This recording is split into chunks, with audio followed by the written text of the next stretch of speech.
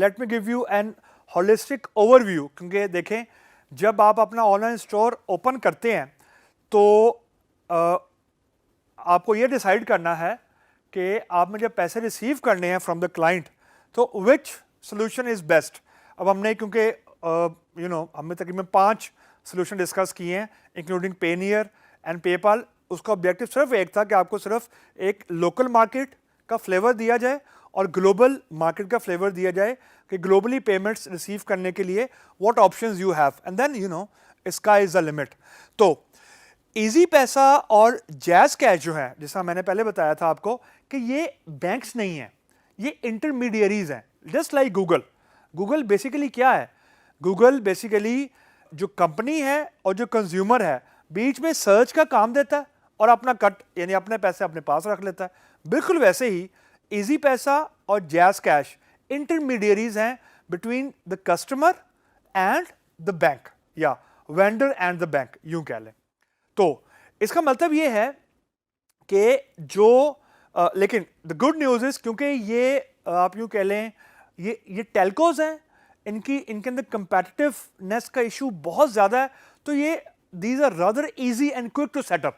यानी आपका जो मतलब as per my experience jazz cash और जो इजी पैसा का अकाउंट है, दो it is not very simple, लेकिन अगर आप इसको कंपेयर करें HBL से तो HBL के कंपैरिजन में it is quite fast and rather very easy to use.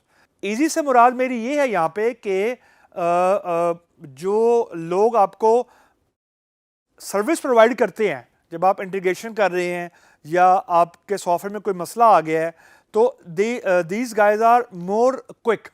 जो उनके सर्वर्स हैं वो कंपैरेटिवली ज़्यादा फास्ट हैं अगर मैं HBL से कंपेरिजन करूँ, and this is solely my own experience, so I am telling you. लेकिन इसका मतलब ये है क्योंकि ये इंटरमीडियरीज हैं, जो ट्रांजैक्शन फीस है, यानी मैंने अगर ट्रांजैक्शन की है as a customer using Easypaisa या जैज़ कैश, तो जो पैसे इजी पैसा और जैज़ कैश वाले रखेंगे अपने कट के तौर पर, अपने सर्विस चार्जेस के तौर पर, वो ऑब्वियसली ज़्यादा होंगे फ्रॉम HBL, क्योंकि HBL is a bank itself. तो ये इनका ड्रॉबैक है। तो you have to decide between the good and bad thing of everything. Now moving forward, अब हम ये देखते हैं कि जो HBL है उसकी भी तो कुछ अच्छी बातें होंगी। सो सबसे बड़ी चीज़ जो HBL के साथ एसोसिएटेड है वो ये कि it is a reliable bank, मतलब इट इज़ अ बैंक, यानी उसका जो कोर फंक्शनैलिटी है वही पैसे को लेना देना है, यानी पैसे की रिसीव करना और सेंड करना। तो ये रिलायबिलिटी एक बहुत बड़ा फैक्टर है। ड्रॉबैक इसका ये है कि क्योंकि ये मैच्योर बैंक है, रिनोन बैंक है, ये अमूमन स्टार्टअप्स को इतना इजीली सपोर्ट नहीं करता। वो ये कहते हैं कम से कम आपकी जो कंपनी है वो 2 साल से रजिस्टर्ड हो कम से कम, only then they will proceed to open account and so on. मतलब इनके जो प्रोसीजर्स हैं वो थोड़े से डिफरेंट हैं वर्सेस टेलकोस।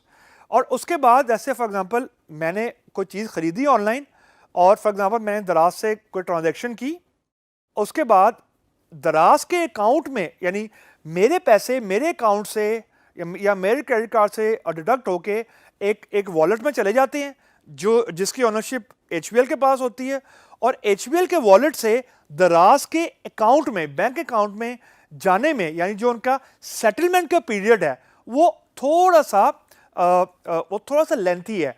एक तो अकाउंट ओपन होने का प्रोसीजर लेंथी है और जो अकाउंट सेटल होने का प्रोसीजर है it usually take 24 to 48 hours, at time 72 hours भी लग जाते हैं कि मेरे अकाउंट से पैसे ट्रांसफ़र हो गए, यानी मेरे डेबिट कार्ड और क्रेडिट कार्ड से पैसे डिडक्ट हो गए हैं, लेकिन जो दराज है उसको 3 दिन के बाद अपने अकाउंट में अपडेट रिफ्लेक्ट हुआ है।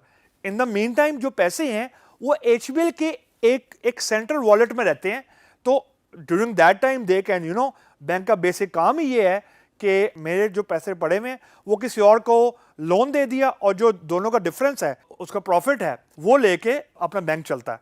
तो अगर 3 दिन मेरी अमाउंट HBL के पास रहेगी तो they can do business on it. तो ये इनका एक ड्रॉबैक है कि जो इनका ओपनिंग अकाउंट का प्रोसीजर है और जो सेटलमेंट का प्रोसीजर है वो थोड़ा सा लेंथी है when we compare them with Telenor या इजी पैसा।